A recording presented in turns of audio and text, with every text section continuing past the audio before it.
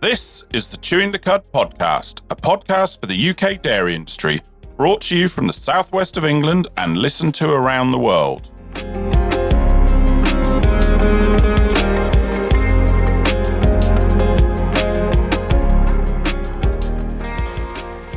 Hello and welcome to Chewing the Cud podcast. My name's Andrew Jones and with me as usual is Sarah Bolt. How are you doing, Sarah?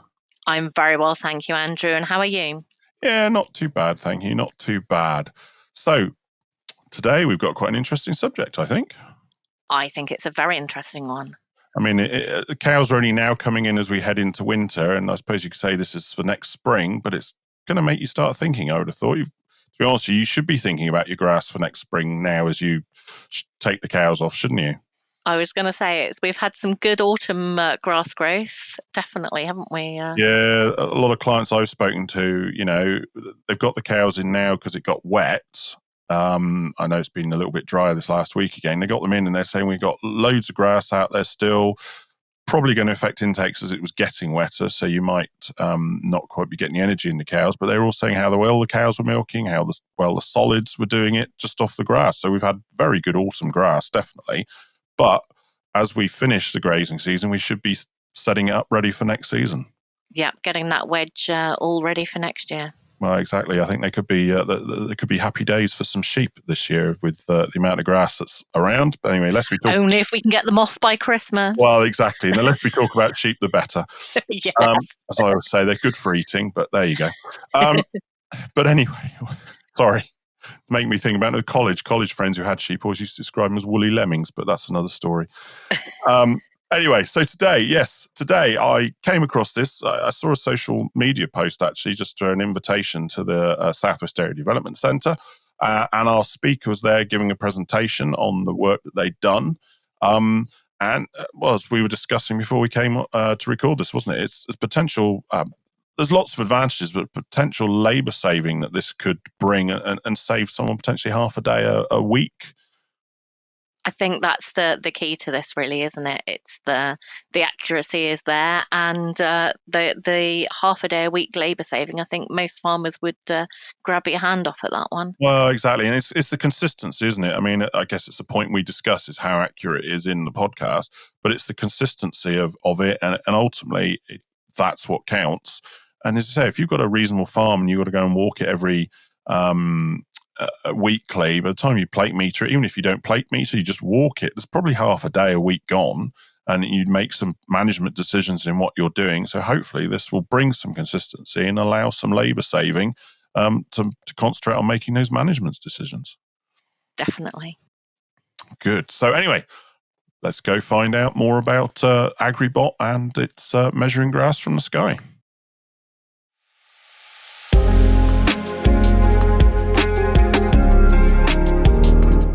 This podcast has been brought to you today by Chewing the Cud Limited, who offer completely independent dairy and beef nutrition, cow signals advice and training, along with ROMS mobility scoring. For more details on these and other services available, please visit our website www.chewingthecud.com or email us directly on nutrition@chewingthecud.com.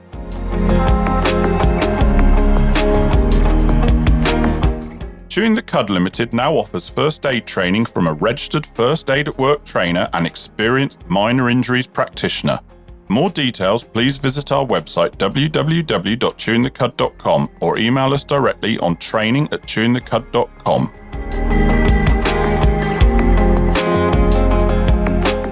Hello, I'm Andrew Jones. And I'm Sarah Bolt. And welcome to the Chewing the Cud podcast, a podcast for the UK dairy industry. Farmer, advisor, processor, and everyone else.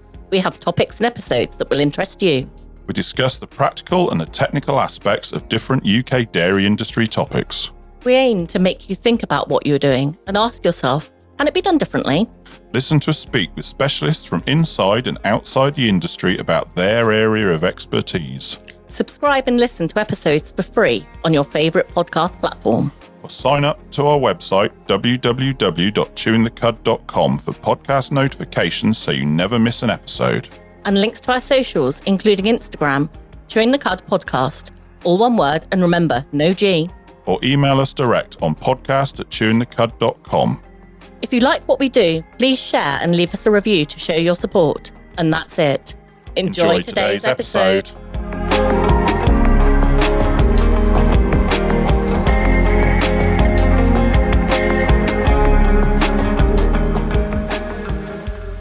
Hello and welcome back to Tune the Cud podcast. Our guest today is Chris Knight from Agribot. How are you doing, Chris? Oh, great. How are you? Oh, not too bad. Thank you. Not too bad. Now, today we're here to talk about grass measuring with the Agribot system. But Chris, just before we start, tell us a little bit about yourself and how you got to where you are today. Well, I'm a software developer, if nothing else. I started off at 8 years old, doing various things for my teenage years. But then I studied AI and robotics way back before it was trendy. So back in 2005, actually. After that, I worked in space and defense, working on various satellite constellations for various governments. After that, I worked in as a software developer in high frequency trading, insurance, and all those kind of things. I was kind of a typical software developer. I didn't care which sector I worked in. I was more focused about working with particular technologies and got a job whatever was doing that. Then about 5 years ago, I decided I was going to flip that and chose a sector to work on and trying my best in that sector. And I chose agriculture. So then at the same time, I had some ideas around how to use AI for doing long-range forecasting in agriculture. And I formed Agribot then. But then I also got, roughly around the same time, I got approached. I was in conversation with Cranfield University about some of my ideas. And they talked me into, although it wasn't very hard, to turn parts of it into a PhD. I wasn't looking to do a PhD, but I ended up doing it, for which I finished that 2-3 months ago, actually. I'm not sure if I'm officially doctor yet, but hopefully soon. The certificate's not come through yet, so I don't know where that sits. And that was around doing using AI and atmosphere to do long-range forecasting, which then comes into Agribot. So, of course, Agribot's just a culmination of all these things: AI, Earth observation, long-range modelling. Put them all together, and off the company went. No, I met you back earlier in the year when you were giving a presentation, weren't you, at the Southwest Dairy Development Centre, which I'll be blunt and say I was a bit disappointed with the lack of farmers there, because I think it's some great stuff when you actually hear about it, and hence why we're here, because it's what you've done is a bit different. I mean, I think I might have said on the day, I've sat there for 5, possibly even 10 years. I can't remember how long it's been there, going, when are we going to get grass measuring via satellite? Because Southern Hemisphere's had it for a fair old while. And of course, they rely on chloroform density. My understanding, that's how they measure. They measure the chloroform density. And so the more chloroform there is, therefore, the more grass there is. And that's how you measure grass. The advantage, I guess, they've got compared to here, as I look out the window, is, we've got a little bit more cloud cover than they usually see, which I believe is one of the problems why it hasn't happened here. But I suppose take a step back from what you're going.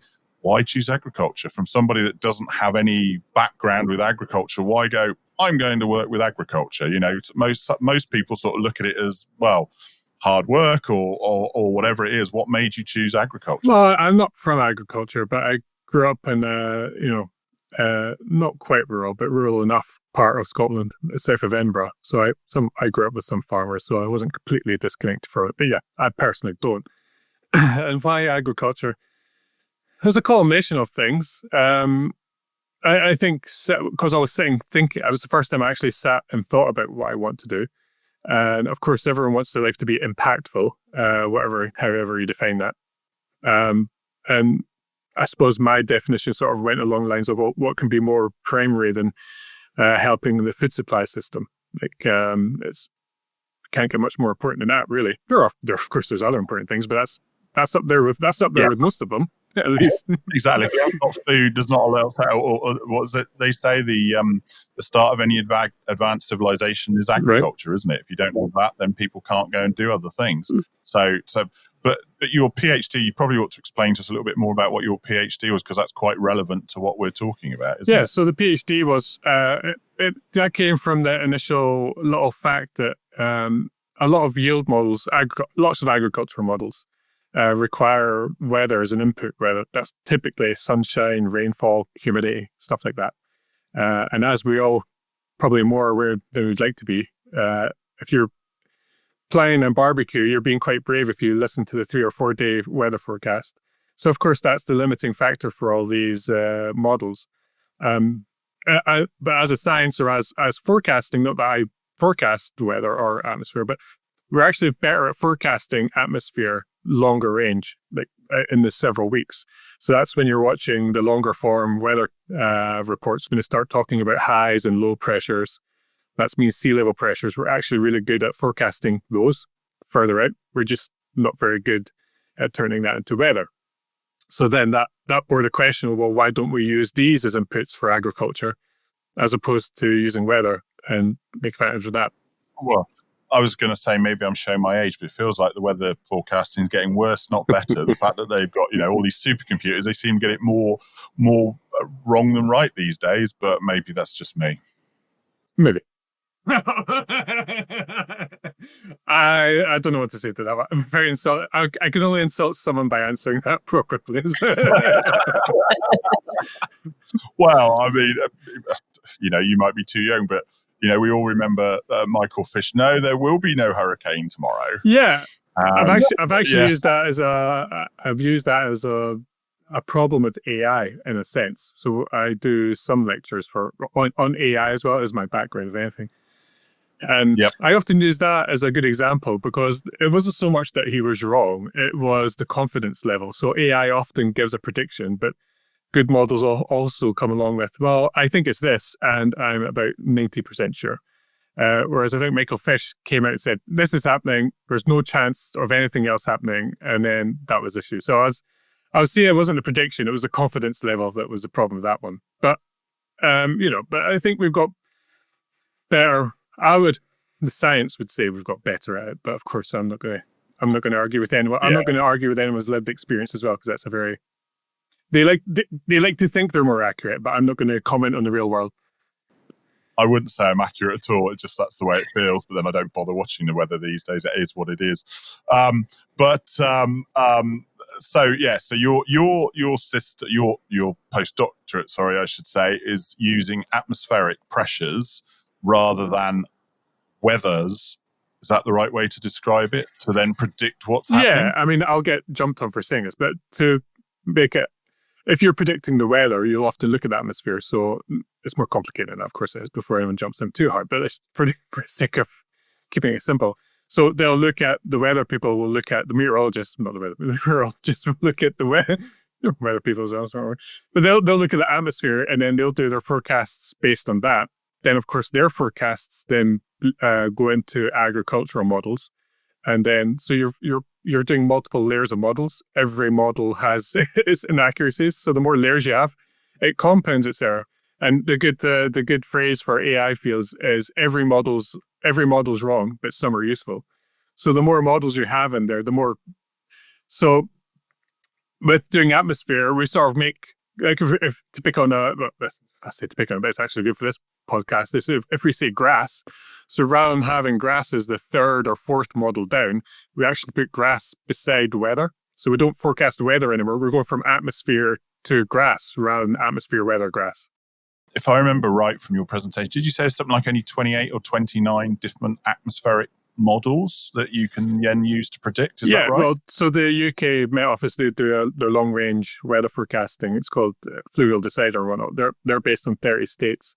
So the idea is about making the atmosphere discrete measurements, because AI loves discrete measurements. AI doesn't like temperature, for instance, is a continuous value, right? It can be anything between any values. AI, again, in general, doesn't do so well in those scenarios, but if you can just say, here's categories, it does really well in that. So it's about turning the atmosphere into categories. And to do that, we say any day belongs to one of these 30 states. And these 30 states represent every state the atmosphere has been in the UK since like 1860 or something like that. So every day since 1860 belongs to one of these 30. And of course, then that plays into the AI, because then the AI likes that kind of categorization, and off that goes. Yeah, that it knows that state, I don't know, let's say 7 is going to predict. based on previous experience, will produce this much grass growth or whatever it happens to be, ultimately is what's coming from it. I'm Right. guessing. So then to go into a little bit deeper how Agribot works, so we use earth observation. But sometimes farmers have their own measurements, but we can go into maybe measurements later because there's a lot to go around about measurement problem. But let's just at this point say the measurements are accurate. So then we can get the farmer's measurements. Then we know the atmospheric state all the way back. I suspect our records for atmosphere is longer than the farmer's, given it's 1860. But there might be a farmer out there somewhere, I don't know. But anyway, so let's say to go back to 2015, 2014 is quite a common one. We can actually get the satellite data back to 2016. So then we can see how a particular field has behaved under each of the different atmospheric states. Then we can build a model down to the field level. So the AI models actually learns how an individual field behaves rather than using these more general models, which you get a lot of. When you use these general models, that's when you have to give it the soil type, the particular grass type and whatnot. We don't typically need that because it's the model's learning how the field reacts to atmosphere, not a general model. Well, you say about that. I know we're sort of jumping a bit, but it's quite amazing. I remember your presentation. You basically have got the whole of the UK mapped, haven't you? So you know what's growing in each field. Just was it off the growth curve of the plant or something? Was it? Yeah. So it depends on it doesn't depend. So our AML, you can imagine we have a pipeline. So we identify all 1.6, 1.8 million fields in the UK, and we measure the data coming in as it comes in. We do that because we've rewritten a lot of the software that does that processing. So one, that we do it a lot faster because we can. Rather than taking 18 days, it takes us an hour and a half to do it. So that's why we can do it per field. And yes, so we track every individual field. But again, we focused a lot on grass recently because there was a lot of focus on grass because it's for a long time, I think you alluded to it, it was often the forgotten crop for quite a while. So there's lots of opportunities to then address that. So that's partly why we've had a lot of attention on grass. So I'm going to go back to basics because Andrew knows what Agribot is. I know a little bit less as to what Agribot is. And you're saying that you're collecting this data from the fields. How are you collecting this data? What is it that's collecting the data? So from a data perspective, you can split up into three sections. So we do historical and real time. We sit next to each other. So that's how it's behaved in the past and how it's behaving today. That's typically more useful for farmers because there's a data gap sometimes between the field and the farmer, just purely because they don't have enough time in a day to visit every field every day, never mind once a week. So that's that part. So that's the part we use satellites for. And it was mentioned earlier that the chloroforms of the field, they infer it. So we use optical, which is interested. It looks at the near infrared of the crops and the green, is it? So it doesn't look for the chloroforms particularly, but it can tell by the difference between the near infrared and red how they're behaving. We see that when crops go from green to yellow, that's a drop. So we see that, but that change happens in the near infrared first, which we don't see, but the satellites do see. But the issue I was alluded there, if it's a cloudy day, you don't get measurements, and which is a massive issue with us. But we also use radar satellites, which they're more looking at how much physical. So the first ones are looking at colors, and they're looking straight down. Radar satellites are more firing a beam down and then measuring how much comes back. So you can imagine if it's a small bush, a small amount of signal comes back to the satellite. If it's a bigger bush, a lot of it more comes back. So that's sort of looking more at the physical attributes. So to do the land classifications, every crop grows at different speeds, at different phases. So we can identify the crops based on, we'll fire the radar down, and over a period of time, we'll see a curve of how that's changed. And that curve tells us how it's growing, and how it's growing tells us the kind of crop. And then, of course, once we know the kind of crop, we know how it should be growing. And we use another AI model to make sure it's following close enough to that graph. And if it doesn't, then we know that there's a health issue with it. Or if we do have the optical with the chloroforms, we can actually see that there. But we try not to rely on that because there's a lot of clouds. I think it's like 79% of days the satellites go over, there's clouds. So yeah, it's a bonus to get it, but it's not. So what about sort of mixed crops? If you're thinking of, say, if we're talking grass, so multi-species lays, does that have an impact on what you're looking at? And If we're doing growth, not so much, because again, it's relative to the field. The only time you can get tripped up a little bit is if you're historically growing a particular grass, then you suddenly change to it. Then it becomes less accurate for a little while it learns that the change has happened. Yeah. But the longer you keep it it'll correct itself after a while. And I say less accurate because it's still accurate enough to be to be more than useful. But so it does impact it a little bit, but not much. And but again, the reason why the type of crop often matters in traditional models is because the inputs for the model are the weather, temperature, rainfall, whatever.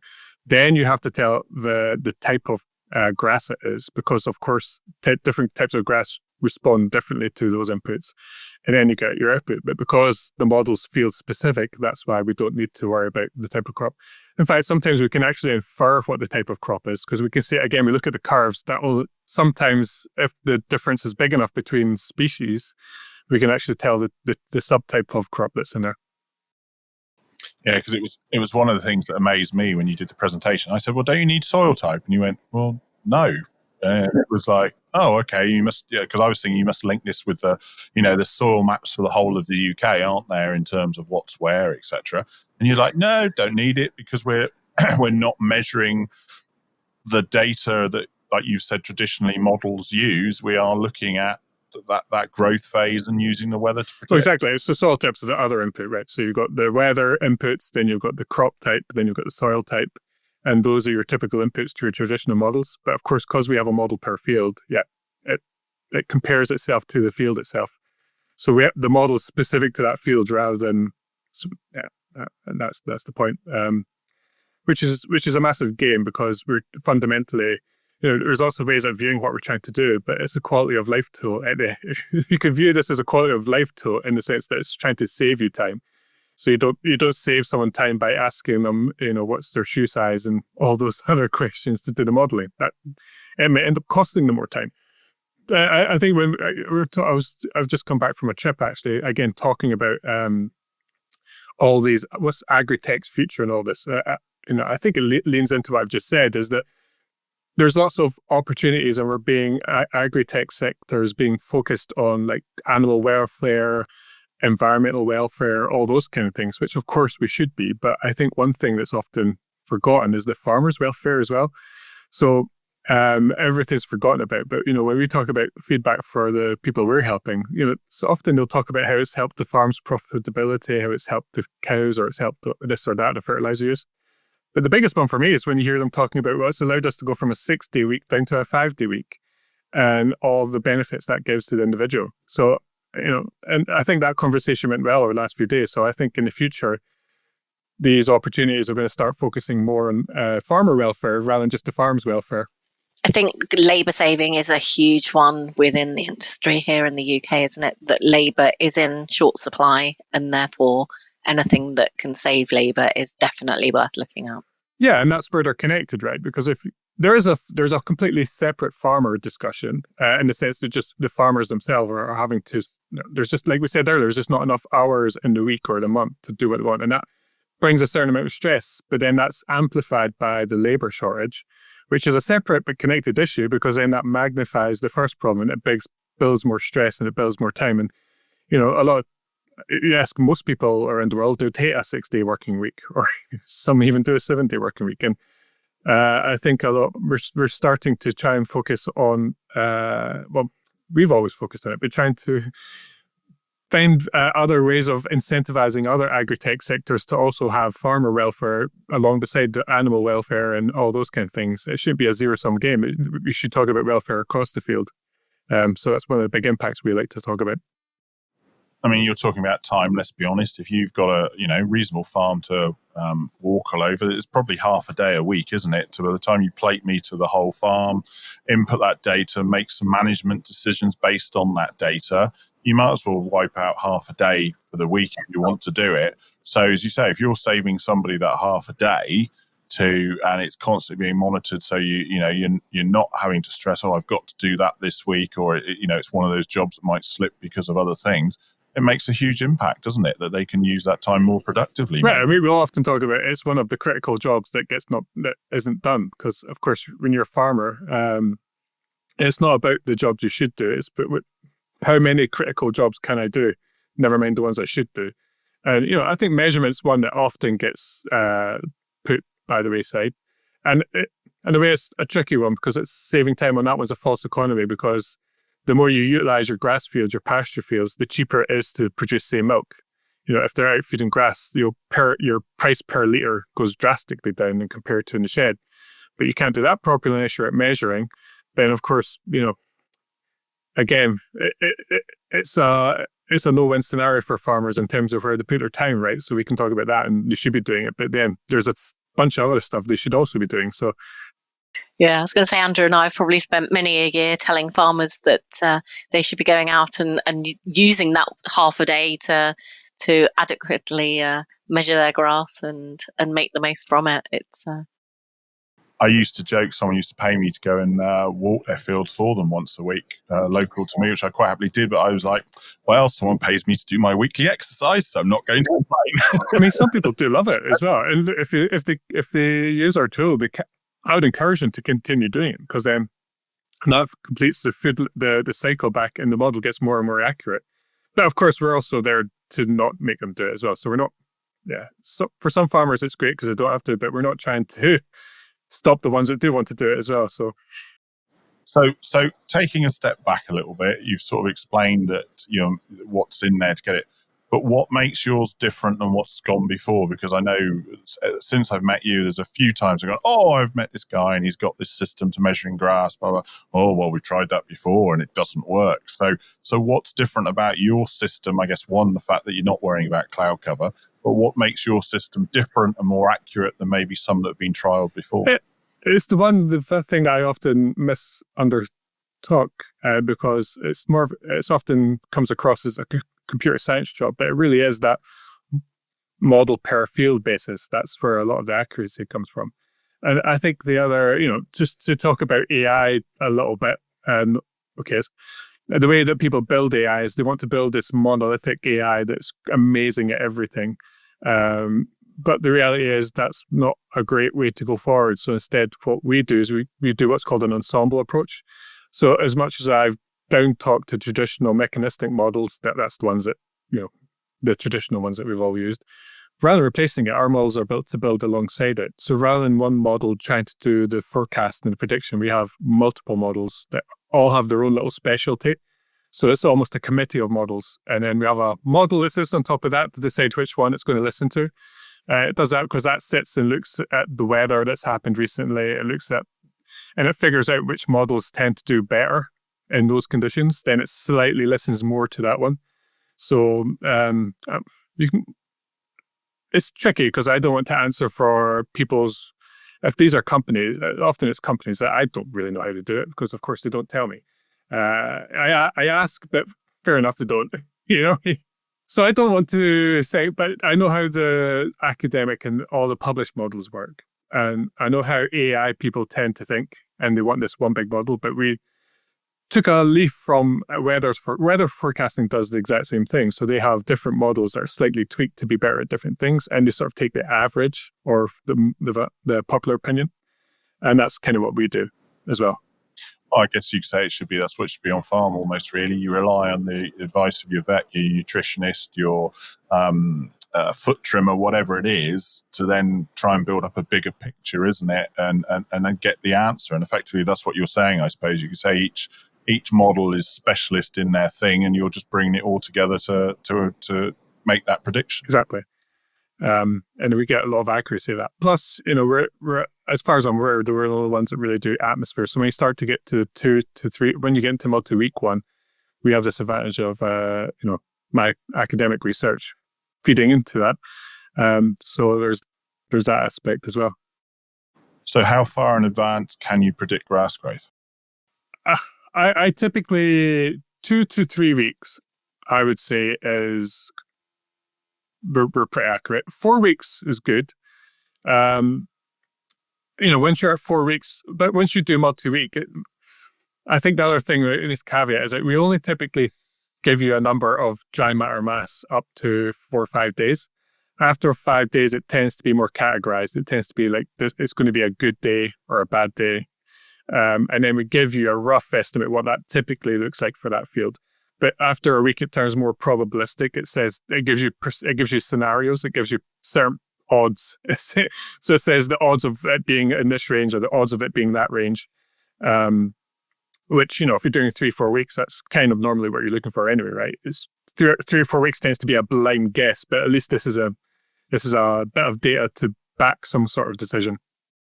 And if you're going into a dry period over, then that's when you can start slowing the rotation down, start bringing some buffer feed in, or whatever it happens to be. Right. It? So, accuracy, you can discuss that at length in the AI field. So accuracy tends to be like the percentage you are away from the actual value. But in this instance, if we're talking 3-4 weeks out, it's above 90%, but the 90% is saying, is it going to be amazing, good, average, below average, really bad? And the accuracy of it is, when it's wrong, it's normally one category out, as opposed to being completely wrong. And one category out is typically going to be like it's wet versus really wet.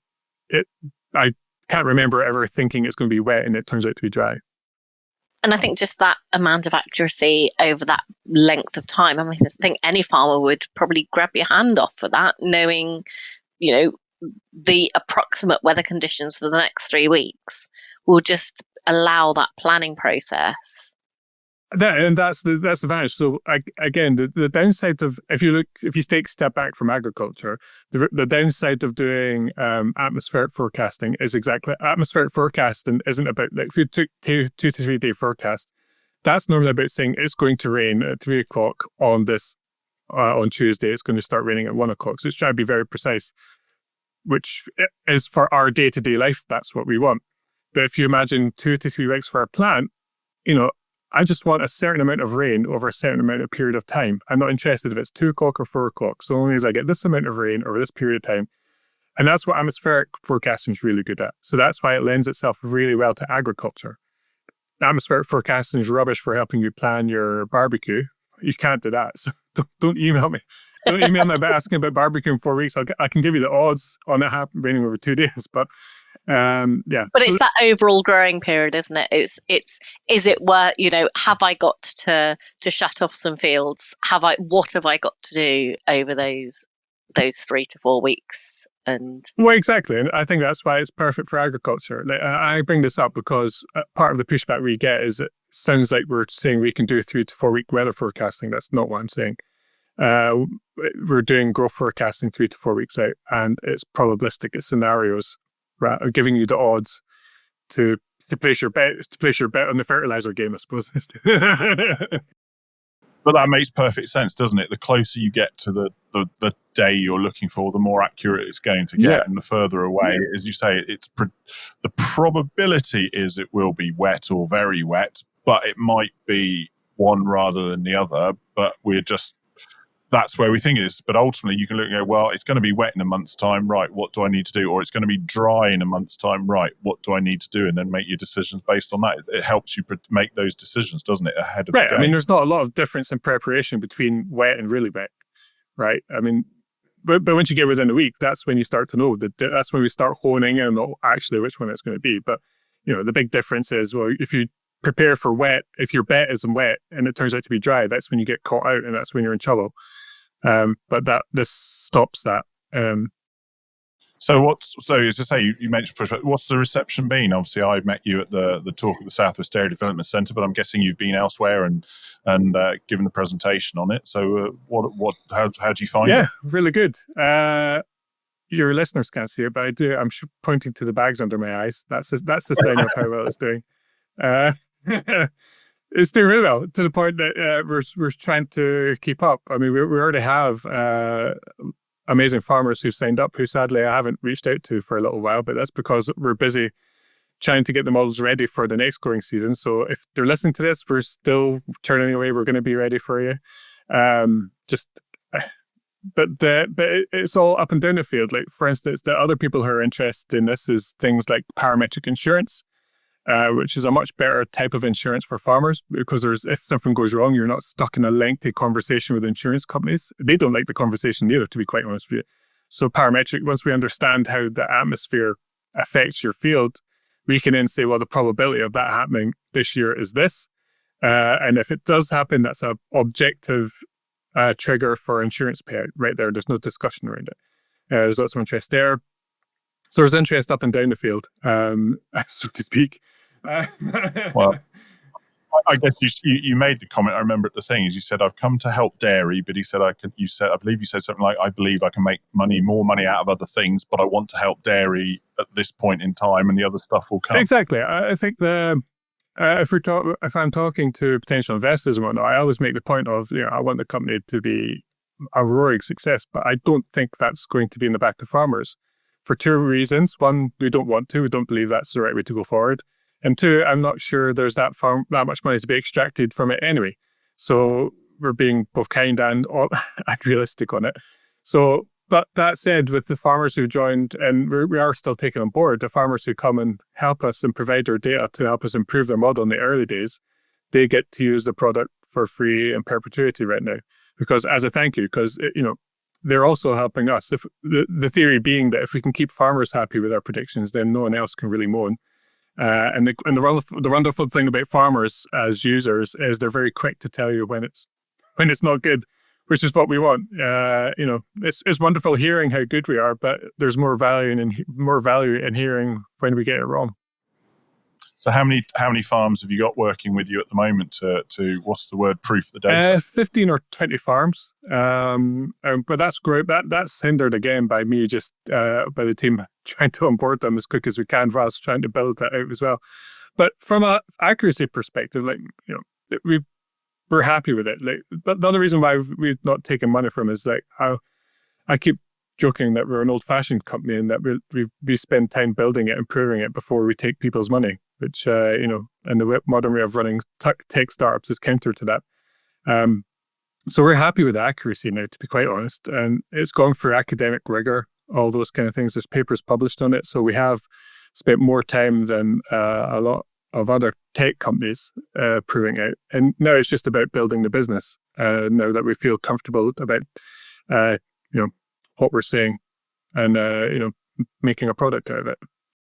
So when will you commercially come to the market with the product? We're really trying to get it up and running for the start of next season, which February, March. Yeah, so it is really all systems go. Yeah, we're all go. We've spent all our time validating and creating the models. We're actually working on the actual bit that automates it. So right now we sit and look at every individual field and we go through the system bit by bit manually. And now we're comfortable, we're happy with that. We're replacing ourselves, so it's a lot more automated. So again, we keep the thought of saving farmers time in our heads. So we're putting a lot of work and effort into minimizing that. Again, I don't want to, it's one thing being accurate, but we've got to be useful as well. And we're useful if we save people time. I guess, seem to have that conversation with a lot of the innovators. We get ag tech innovators we've had on the podcast, because we made a comment recently. Seems to be a lot in the UK at the moment, which is grand. Any interest from overseas?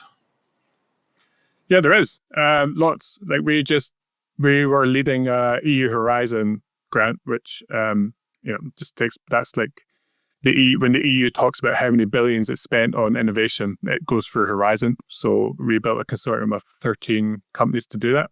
We also just won an EU EIT grant. So EIT Food, it's a subdivision of the EU. We won an innovation loan from them. So they're still talking to you then? As in, we're out. We've done Brexit. I thought that wasn't allowed anymore. Well, that's a podcast in its own. Wow, yes, I know. I'm not trying to stir the pot there as such, as more tongue in cheek. No, the short answer is we are still part of. Well, got to be careful. I think we're part of Horizon, which is part of the EU, but then so is New Zealand and so is Canada. Oh, okay. So Horizon is originally an EU thing, and it is an EU thing, and it's funded to the benefit of the EU. but certain third countries can join. Of course, the UK was one. We were out for like a year, but then we came back in. And then New Zealand joined because, of course, they're big dairy agriculture place. So, of course, they should be part. But the Horizon is more about agriculture, so I shouldn't bring that in. But they do have an agriculture focus as well. So, yeah, they do like us to a degree. Like they don't like seeing. So I talked about consortium. If we have a consortium with 13 UK businesses, yeah, they're not going to like that. But then it is designed to be collaboration across the whole of the UK. But you mentioned why we see a lot of agri-tech, because we're conversations with a lot of American companies. And to be fair there's a lot of hate going around for the state of the UK and the EU right now, I suppose. But I think you touched on it. Let's be positive about part of it. And part of the reason we're seeing a lot of agri-tech companies is there is a lot of grant money out there for it. We're the beneficiaries of it as well. And you see that no better than when we're doing our international collaborations. So we meet an EU or a UK business, we like each other, we think, great, we can collaborate with you. All right, well, what grant can we go for to help pay for this collaboration to make a better product? And that's the conversations. We're also in talks with American companies where it's a lot more difficult. So we really like each other. We really want to collaborate with each other, but we're small businesses, so we can't put money into such speculative things. And it's a lot harder because there's no funding. So, of course, the UK doesn't invest in US companies. So if we want to collaborate with US companies, there's no real funding opportunities to do that. So it's far more speculative. So I think that's why we see a lot of work being done in the UK and the EU, because there's so much grant money and focus on these problems, which is an amazing thing because the sector is really struggling. And there's lots of reasons to dislike what the UK and EU is doing from agriculture, but to be fair, that part, they are doing quite well. Well, I mean, we often get Innovate UK mentioned. I mean, the podcast recently on the cow recovery bucket, they got some money from Innovate UK to go forward with it, but I think we've had that. What have we done? We've obviously spoken at South West Dairy Development Centre. We've had Oxytech on, Herd Vision on, Hoof Count, all came back to.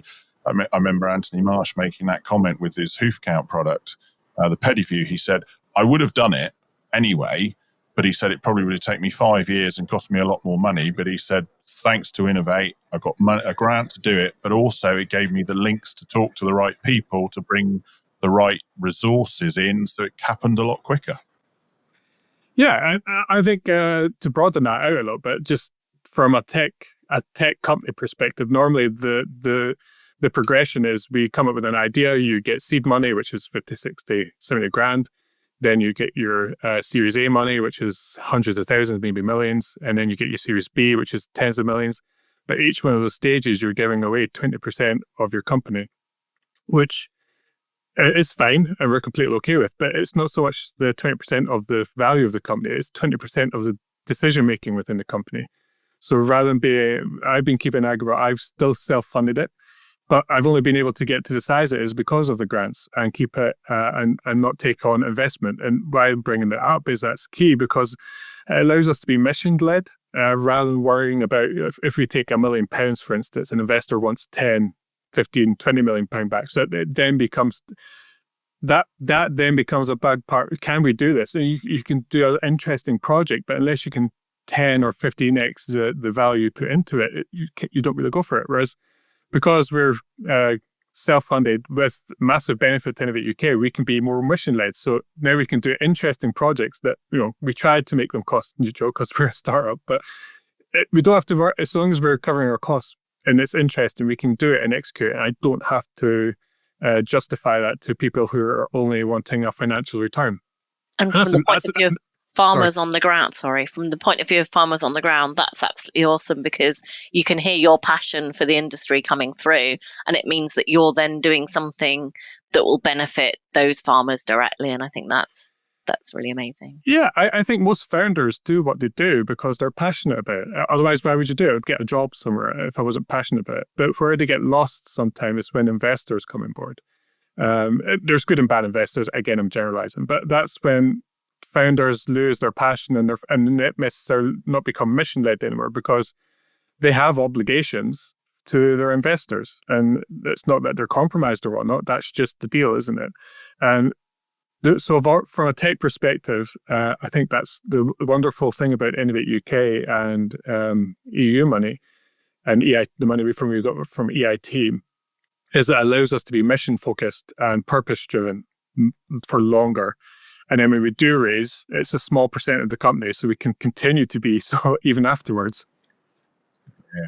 So taking a step back from grants and Innovate and all that kind of thing, I suppose going back to people on farm, how accurate is it compared to the good old fashioned plate meter? Well, this is all hoping to come into this one because this turns into an AI discussion pretty quickly. So when you're doing Earth observation, the satellites, of course, do not measure grass growth. They don't measure chloroform, like we discussed earlier. That they're built generally. They do multiple tasks.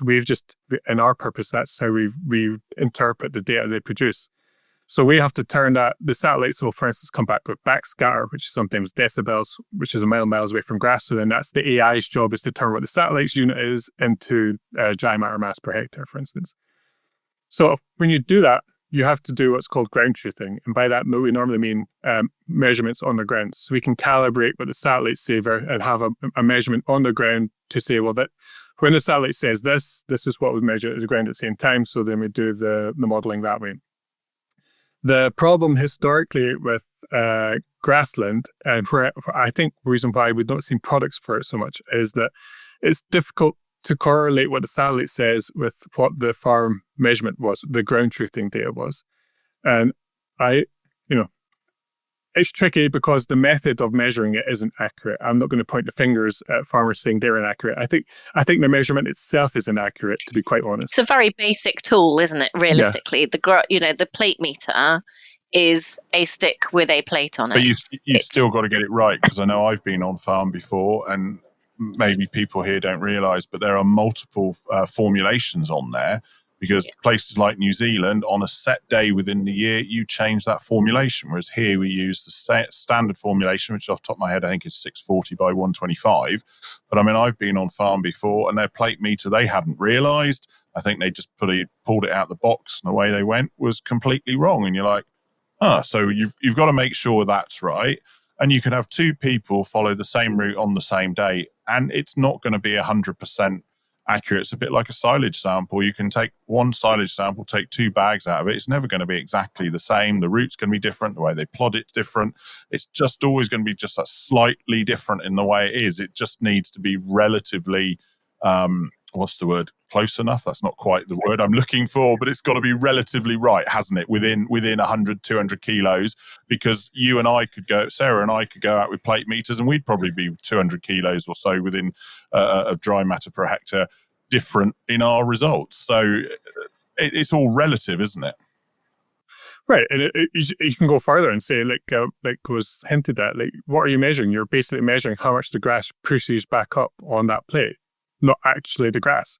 And then even the unit itself, dry matter mass per hectare, who actually goes out and dries it and removes so that's an estimation as well. Anyway, I bring that up because when you talk about accuracy as well, compared to what? I mean, so that's we have our accuracy compared to plate measure readings, but what does that mean? I mean, so we've agreed that that's not accurate. So then how can we measure our accuracy against that? So that's why I sort of hinted at earlier what we do is that's why we have multiple opinions. So we have different models, different types of models, the satellite input, the weather input, the farm measurements if we have it. And then part of the model's job is to mash those up all together and come up with some sort of baseline and measurement from it.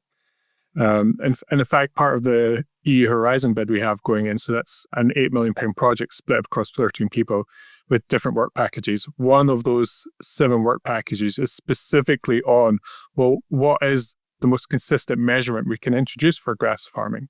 So right now we measure dry matter mass, for instance, because that's what people are used to using and that's what they want from us. But if I was to push back, I would use a quote from Henry Ford and say, well, if I ask my customers what they'd want, they'd say a faster horse. Just because that's the industry standard doesn't mean that's the optimal solution. And I don't think dry matter mass, whilst of course we do that, I would do it reluctantly, knowing there must be something better to dare to do it. And if we take that the bigger issue with that is, I think it's holding back grass research a lot, because what you can't do from an academic perspective is compare studies across different fields. So you'll do well to do comparison studies on different fields, never mind different farms, never mind different regions, and all those kind of things. So this accuracy and the truth of what's on the grass is actually a massive hindrance. So you're saying nobody goes out with a pair of scissors and chops it off and does actual dry matters to treat it as well? I'm sure there's an academic out there that does that. Because I'm sure there have been studies doing that in the past. I'm sure there have. I would question the prioritization of a farmer doing that. Yeah. No, I didn't know if you'd done some research on that, actually looking back to. But that's what we want to do. So but then that's why it's a work package specifically for this horizon thing. That's the researchy part of what we're doing, is looking into how do we just make even the process of measuring it accurate. Never mind before they talk about comparing AI and satellites versus plate measure reading, because there's no real truth between those two. It's not a great clear answer, but I'm highlighting part of the issue that we're facing in terms of improving grassland measurements generally. The one I would say the Rolls Royce I have learned, and we're actually talking to a company in New Zealand that does this. They've actually got a laser robot that drives around the field with a laser measuring the whole field. Harder to push back that guy's attitude. That guy's accuracy. But that's the lengths you kind of have to go to. So we're really excited to try and do that project, because then that really does answer the questions we've just raised on, well, what is the truth, in terms of what the measurement is grass. So again, when people use our tools and we output dry matter mass, again, I would argue they view that from a relative perspective in terms of what does that mean relative to that field, as opposed to comparing numbers across fields or even farms. You can get two farmers who are really good at eyeballing their own field, but they'll disagree with a farmer on a different field because their eyeball tells them something different. At the end of the day, they just want to know, if I put my cows on there, how long before I have to move them again? That's really what you're trying to get to, not so much arguing about dry matter mass. So if you don't think kilos of dry matter per hectare is necessarily the unit of measurement, any thoughts of what it should be, or waiting to see what the outcome of the investigation is? No, I think if I knew, I wouldn't. I could save ourselves a lot of money. But I think I hinted at it there. It's more along the lines of, like, how long can a cow stay in the field, right? Yeah. And be sustenance, or like. But then I guess it comes down to kilos of dry matter, because if you know how many kilos of dry matter over the area, you know how many cows, you can do a quick fag packet calculation and go, well, that's 2 hectares. It will last me 2 grazings or whatever it is.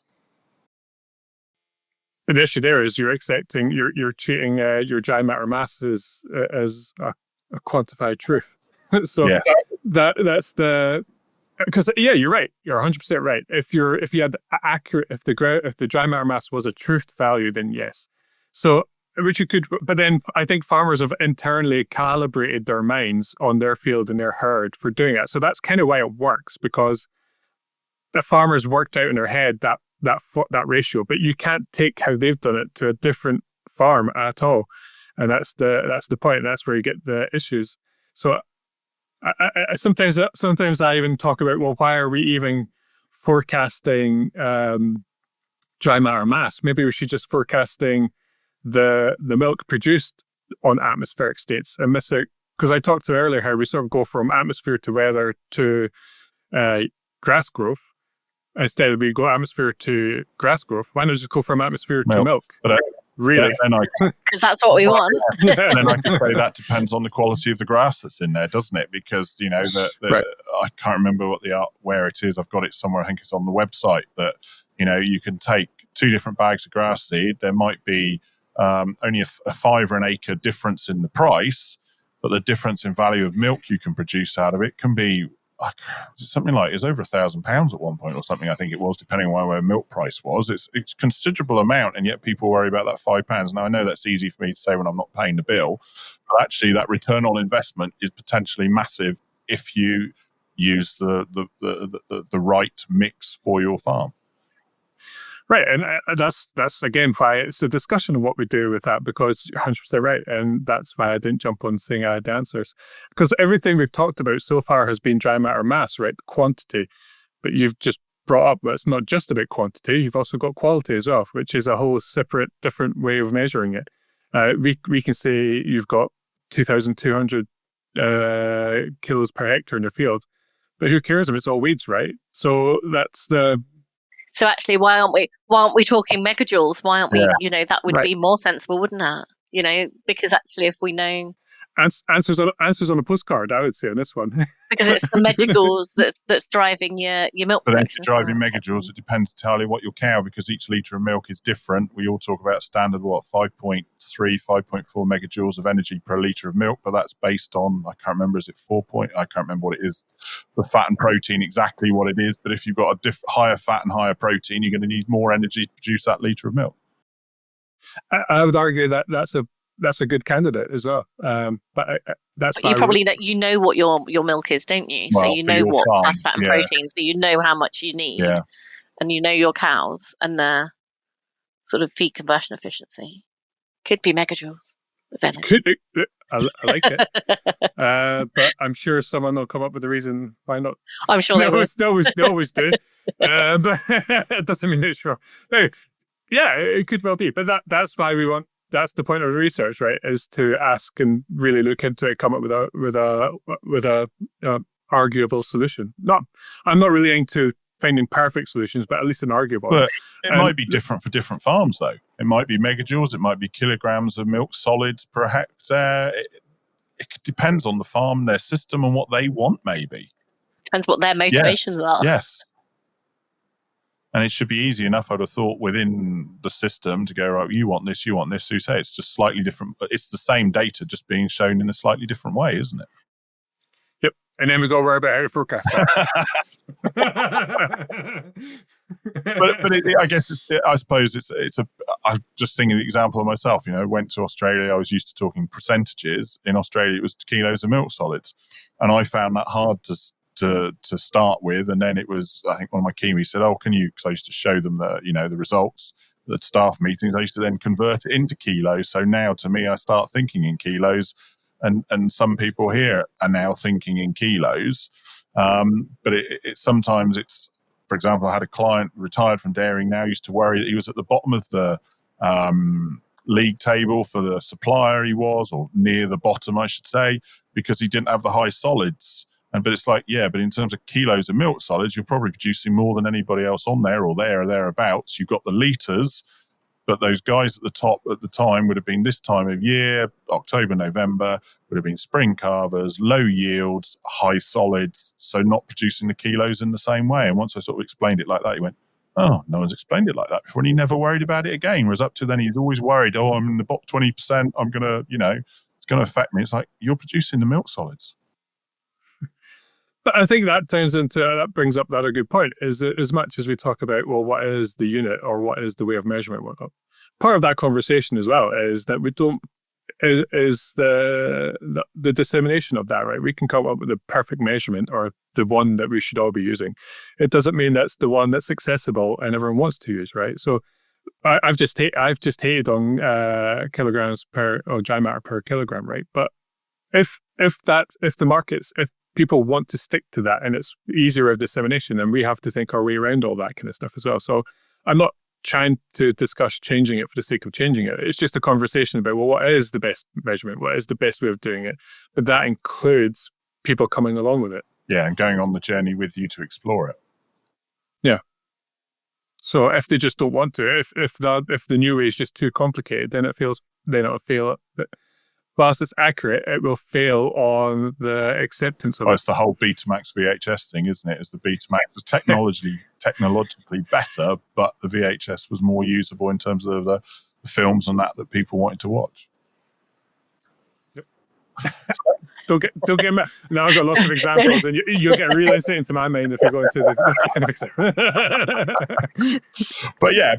So okay. we've gone around it, but relative to plate metering, how accurate would you say it is, or how relative is it to it?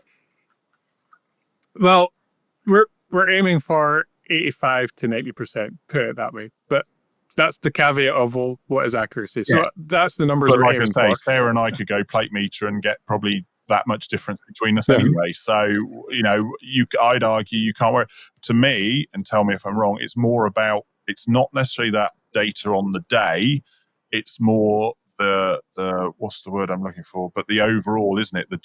Not the journey, but the longer time. So ultimately, you want to see that there is growth, or there is this, or there is that. That's probably more where what matters, isn't it? Rather than necessarily being within that 100. The forecasting that's the bit that they currently haven't got. Rather than worrying, whereas they can go out and measure. Yeah, rather than worrying about whether it's 100 kilos per difference, it's the fact that there is growth that is going forward, and the fact that, say, two different people can get that same result, different result anyway.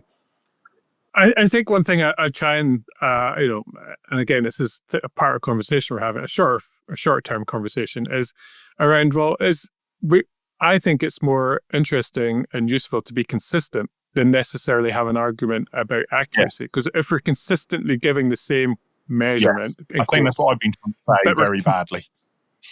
But we're consistent about it, people will calibrate and they'll go better with that, rather than arguing about, well, we said 2,200, he said 2,000, the plate measuring said 1,800. We'll at least be consistent, if nothing else, and then we can leave it to the academics to argue what is the actual number. Okay, it's consistent. That's what I was trying to say very badly, is the consistency of the result rather than it varying, which can be a different person or whatever it happens to be. Yeah. So I'm looking at the time, and would you believe it? It's time to sort of go, So any last words of wisdom from yourself, Chris? Or anything you want to say that we haven't discussed? No, I've got to be careful I don't show all my wisdom. And how quickly it runs out. No, I think it's been a great conversation. Look, there is, but I think for an hour we probably covered it all. If you were to give me 5 hours, I'm pretty sure I could go on, and we could test people's patience. See at what point we all drop off if they haven't already. Oh dear, yes. I think somebody once said to me, "I use your podcast to go to sleep." Oh, gee, thanks. Well, so long as you get the listen count right, I get paid either way. That's why there's no test at the end. Oh dear, Sarah. I think it's just what I've learned from the conversation is how AI has got a real role to play in something that's so grounded in nature and in the industry, that actually, sort of the two ends almost of the spectrum, that farming is such an ancient career, an ancient, what's the word I'm looking for? I can't find the word, but that, farming is such an ancient thing, and we're talking about AI and how it's actually able to help that farming process and everything else. I think it's just another example of how we need to embrace it within our industry. Well, I'll give you a bit of an insight. I think agriculture sometimes beats itself up, and not what you said, but in a certain regard, is that when we're hiring AI people is really difficult. And by AI people, I mean like people who understand the nuts and bolts of it, not using ChatGPT. Although there's value in that, but it's not an AI engineer, let's say it that way. But when all the good ones, like we have really amazing AI guys working on it, because agriculture is actually a really easy way of luring them out of corporates and into the real world. Because I think these days everyone thinks of AI as ChatGPT and all these kind of things. But but the reality is, like, 95% of the useful AI models will run on a calculator, because large language models are big because they are what they are. But AI is mainly all these little models, And AI engineers want to work on those, not do some API integration into ChatGPT. So when you're talking about people come and join our AI, when I spend 5 minutes and tell them what we're working on and how we're doing it, they'll drop Microsoft, they'll drop Facebook in an instant because of what you just said. It's a real problem. It's impact, and it's something they want to work on. And agriculture is actually a really good tool of luring the best tech talent into it, if done right, because it's a real problem and it's a primary sector. And as an industry, we really need to embrace that, don't we? And make sure that we can get the most of that, and that for both the AI techs and for farming. But I would say agriculture is actually not that bad. I think farmers get a bad rap on that. I would argue education's far less developed tech-wise and just not wanting any of it. They all talk about it, but because I was consulting for a big education company, all the parents will talk about they want their kids to do the latest and greatest, but as soon as you say, well, we're trialing this AI model, well, not on my kid. No, not my kid. I want AI in education, but not on my kid. So that's why education really stuck where it is. And I think agriculture's got its naysayers, but every sector does. But I would say it beats itself up more than it should in that regard as well. It's also got its innovators, hasn't it? Those early adopters that will get out and try it. I would argue agriculture's behind because it's been undervalued for so long. I don't think the fact it's behind is its fault. I think people have just taken it for granted, and it's gone under the radar for too long, rather than the problem being within agriculture itself. Yeah, there's some real, as you say, innovators out there. There's some people, early adopters of things. Yes, you do have people. I'm just thinking of someone I know who's got a parlour probably older than me that they're still milking in, whereas you got the flip side of that. You got people with robots and are embracing tools like this or hoof count or whatever it is, using different AI models. Is there's some real thing. And I think it's sometimes farming does have that, I suppose, image that it's still the country bumpkins, but really these days, and it's this bit like when I was at school. Well, I'm not trying to knock anyone. If you were on the thickies, you went and did the farm because we had a farm on the school sort of thing. And yet these days, to be in agriculture, really, you've got to be switched on, whether it's to use the technology, and that you've got to be aware of what's going on. It's not just yes, there are some menial tasks still, which we've all got to do, but there's a lot of technology these days in just driving tractors or whatever it happens to be. It's not what it used to be in that regard. No, I think you're right, because I would like to own a farm at some point. I am serious about it. Me too. I'm not from a farming background either, Chris, and it's one of my ambitions. But the one thing I'll say is, I would have to do what Jeremy Clark's. I would have to be rich enough to be really bad at it for 5-6 years, because I don't think it's easy. It's got this rap of being like country bumpkins in the world, but I'm close enough to see it, and it's just like, no, I couldn't do it. I would be awful at it, and because there's a lot of thought, there's a lot of knowledge in there. There's a lot, but you can. But then again, you could go into one of the big things about AI is, well, artificial intelligence. Well, what is intelligence? Like, what is it? Like, I remember I did a talk 7 years ago, about why Trump was more intelligent than Einstein, on the premise that Einstein would never win a presidential election, never do it. Because say what you want about Trump and what he does with it, you can argue with that, but he is emotionally intelligent. He knows how people react. He knows how to get a reaction out of people, and he knows what he's doing. And that's an intelligence that's underrated. Whereas I benefit from it because I'm good at maths, I'm good at physics, and I get labelled intelligent a lot because of that. I'm easy ticks, but at the same time, it's just like, well, in fact, I bring this up because farmers are the same thing. But farmers is an under-respected intelligence to take all the variables that they get given, and then to come up with a decision at the end of it. Why is that underrated? It is, but why? It shouldn't be, because it feeds us all. Because intelligence is hoarded by maths and physics. I think and they should do one of those two. It's hard to get that label. But so wrapping this all up now, because no. That's the whole point. We've gone on and had an interesting conversation on something else. It's been great to listen to you again, Chris, obviously, because I met you earlier this year. I think it's something that's really exciting. I think it's something that will potentially bring massive benefits to people. As you say, potentially save half a day a week, in terms of your grass measuring. It's got some, really great things moving forward, and it's been good for you to share with us. And we've obviously had some good conversations, and we've talked about innovation within the UK dairy industry. As you say, it's because of the grants and that available. And we've had some wonderful people like yourself on here, and it's been an absolute pleasure to listen to them all, because there's just the absolute passion there is. And the fact you went, hey, I'm going to start helping agriculture, and some of the things you said about trying to bring people into AI, from the AI into agriculture.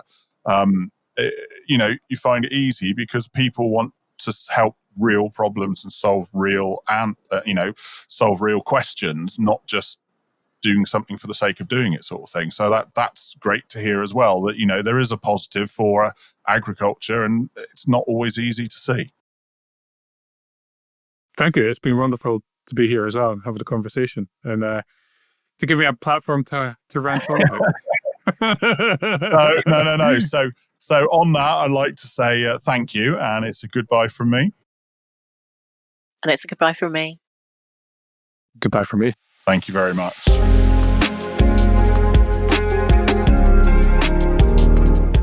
Thank you for listening to the Chewing the Cud podcast for the UK dairy industry, brought to you from the southwest of England and listened to around the world. Now for the really boring bit, I'm afraid, the legal disclaimer. The information provided during this podcast has been prepared for general information purposes only and does not constitute advice. The information must not be relied upon for any purpose, and no representation or warranty is given to its accuracy, completeness, or otherwise. Any reference to other organisations, businesses, or products during this podcast are not endorsements or recommendations of Chewing the Cud Limited. The views of Andrew Jones are personal and may not be the views of Chewing the Cud Limited, and the views of Sarah Bolt are personal and may not be the views of Kingshay Farming and Conservation Limited and any affiliated companies. For more information on the podcast and details of services offered by Chewing the Cud Limited, visit www.chewingthecud.com. Thank you and goodbye.